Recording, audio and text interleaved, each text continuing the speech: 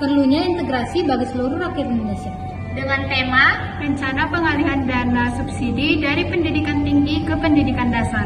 Dan kasusnya, pemerintah daerah merencanakan mengalihkan dana subsidi pendidikan tinggi sebesar 50 miliar dan wajib belajar selama 12 tahun. selamat menyaksikan video kami. Bye-bye. Bye-bye. Saya Friska Fortunelli Warubu yang berperan sebagai Wakil Bupati. Saya Julia Regina Nambura Malau berperan sebagai anggota DPRD.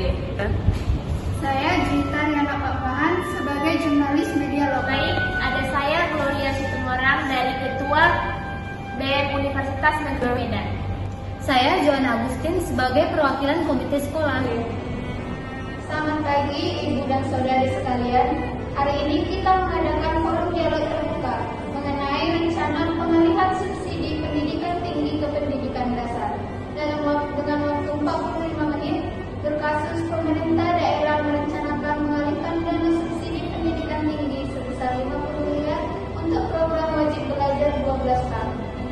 Hadir bersama kita Ibu Priska selaku Wakil Bupati, Ibu Julia dari DPRD, Saudari Gloria dari BM, dan Ibu Johanna dari Komite Sekolah. Mari kita mulai dengan mendengar paparan kebijakan dari pemerintah. Untuk Ibu Priska, kami persilakan.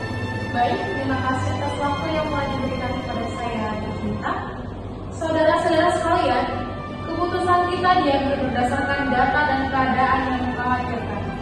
Angka putus sekolah dari tingkat SD sampai SMP di kota kita mencapai 18% tertinggi di provinsi. Sementara dari 2.000 penerima subsidi kuliah, survei menunjukkan bahwa 70% berasal dari keluarga mampu dengan penghasilan di atas 5 juta per bulan. Kami tidak anti pendidikan, tapi prioritas harus dengan jelas. Dengan 50 miliar, kita bisa membiayai program wajib belajar 12 tahun untuk 15.000 anak dari keluarga prasejahtera. Bukankah ini lebih adil? Yang dikatakan oleh Ibu Priska itu sangat betul. Dari aspek legislatif, kami sudah melakukan kajian yang sangat mendalam. Pendidikan dasar itu adalah fondasi. Percuma pembangunan gedung tinggi kalau fondasinya itu rapuh. Dan kita lihat dari data APBD, menunjukkan anggaran pendidikan kita itu mencapai 23% dari total APBD. Nah, sudah sangat memenuhi amanat konstitusi.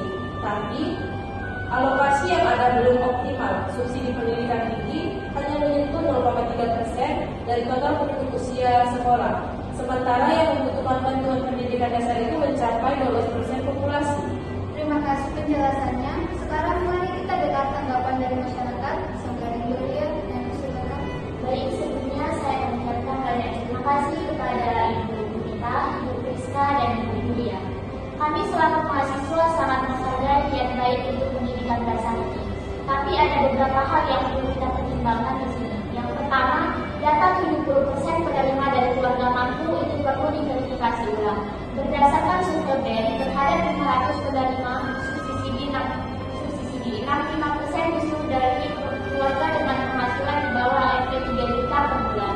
Mungkin ada perbedaan metodologi sertifikat.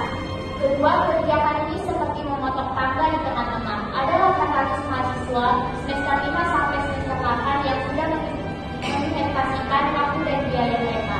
Jika subsidi dicabut mendadak, mereka terpaksa putus kuliah. Ini akan menciptakan generasi yang tidak menyelesaikan pendidikan. Saya sebagai orang tua merasa dilema ini, di mana saya setuju pendidikan dasar harus diprioritaskan. Karena saya memiliki anak bungsu yang masih SD kelas 3, dan memang banyak teman-teman mereka yang putus sekolah karena tidak mampu. Tetapi di sisi lain, saya juga punya anak yang sedang berkuliah di semester 6. Berkat subsidi ini dia bisa kuliah. Karena suami saya adalah seorang petani yang berpenghasilan kecil, tapi mungkin tanpa subsidi ini anak saya harus berhenti kuliah. Pertanyaan saya, apakah tidak ada alternatif lain untuk menghapus subsidi kuliah? Misalnya, kriminalisasi PAD atau pencairan sumber pendanaan lain. Pertanyaannya sangat relevan dari Ibu Ratna. Bagaimana tanggapan pemerintah? Baik, terima kasih Ibu Johanna dan Saudari Gloria. Kritik kalian sangat konstruktif. Saya akui mungkin ada gap atau masalah dari data yang kita punya. bagaimana kalau kita bentuk tim verifikasi gabungan untuk melakukan verifikasi survei ulang? Tim ini bisa beranggotakan BEM, komite sekolah, dan pemerintah. Untuk mahasiswa yang sudah berjalan, kami bisa membuat skema transisi. Mereka tetap dapat subsidi hingga lulus, tapi untuk mahasiswa baru, masih ada seleksi yang lebih ketat. Mengenai sumber dana dari alternatif, sebenarnya ada beberapa opsi. Kita bisa mengajukan hibah pendidikan ke pemerintah pusat atau kerjasama dengan BUMN dan perusahaan swasta untuk program CSR pendidikan. Tapi ini butuh waktu. Sementara anggaran pendidikan dasar itu tidak bisa ditunda. Mungkin ada solusi yang bertahap. Itu ide yang sangat bagus di kuliah. Bagaimana kalau subsidi kuliah dikurangi secara bertahap? Tahun pertama dikurangi 30% dan tahun kedua dikurangi 50%. Sambil menggenjot pencarian dana alternatif. Ini memberikan waktu bagi mahasiswa untuk adaptasi dan mencari sumber dana dari yang lain. Saya setuju dengan Nak Gloria. Dan untuk menjaga kualitas, mungkin bisa ada syarat IPK minimal untuk mendapatkan subsidi. Yang berprestasi baik mungkin tetap dipertahankan dan yang kurang mungkin bisa dikurangi. Wah, ide-ide yang sangat kreatif. IPK minimal 3 untuk mendapatkan subsidi penuh, IPK 2,75 sampai 2,99 mendapatkan subsidi 50%, sedangkan IPK di bawah itu tidak mendapatkan subsidi. Hal ini juga mendorong mahasiswa untuk belajar lebih serius lagi. Dan kita juga bisa menambahkan program monitoring dari mahasiswa senior ke siswa SMA, di mana mahasiswa penerima subsidi ini wajib mengajar 2 jam per minggu di sekolah-sekolah. Dan ini win-win solution, di mana mahasiswa dapat subsidi sambil berkontribusi ke pendidikan dasar. Menarik sekali solusi yang muncul. Saudari Gloria, bagaimana tanggapannya? Program monitoring itu sangat brilian. Mahasiswa teknik bisa mengajar matematika dan fisika, sedangkan mahasiswa ekonomi bisa mengajar akuntansi. Ini tidak hanya membantu siswa SMA, tapi juga melatih soft skills mahasiswa. Dan untuk transparansi, bagaimana kalau ada dashboard pengelola yang menampilkan data penerima subsidi, proses pencairan dana alternatif, dan dampak program terhadap pendidikan dasar? Masyarakat bisa mengetahui semua secara langsung. Baik, mari kita rumuskan poin-poin kesepakatan yang telah muncul. Baik, yang pertama, membentukkan tim verifikasi gabungan untuk survei ulang dalam waktu 30 hari. Yang kedua, kita membuat skema transisi yang bertahap, di mana mahasiswa lama tetap mendapatkan subsidi yang penuh dan mahasiswa baru dikurangi bertahap 30% hingga 50%. Dan yang ketiga, ada syarat IPK untuk minimal dan program monitoring wajib untuk penerima subsidi. Dan yang keempat, ada pencairan dana alternatif melalui hibah CSR dengan target 1 tahun. Yang kelima, dashboard transparansi untuk monitoring publik. Apakah semua pihak sepakat dengan rumusan ini? Sepakat! Luar biasa.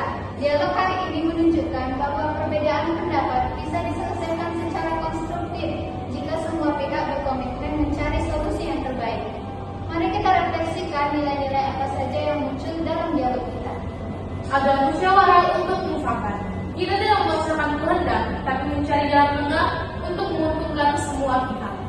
Kita juga mendapatkan nilai transparansi dan akuntabilitas, di mana keterbukaan data dan monitoring publik itu sangat penting untuk kepercayaan masyarakat. Ada juga gotong royong, program monitoring menunjukkan semangat saling membantu antar generasi. Lalu ada keadilan sosial, di mana solusi yang kita buat mempertimbangkan kepentingan semua lapisan masyarakat, dari yang kaya hingga yang miskin. Dan yang paling penting adalah persatuan. Meski berbeda posisi, kita tetap satu tujuan, mencerdaskan bangsa. Terima kasih semua. Dialog kita tutup dengan salam persatuan. Bhinneka Tunggal Ika. Sekian dialog singkat dari kami kelompok 2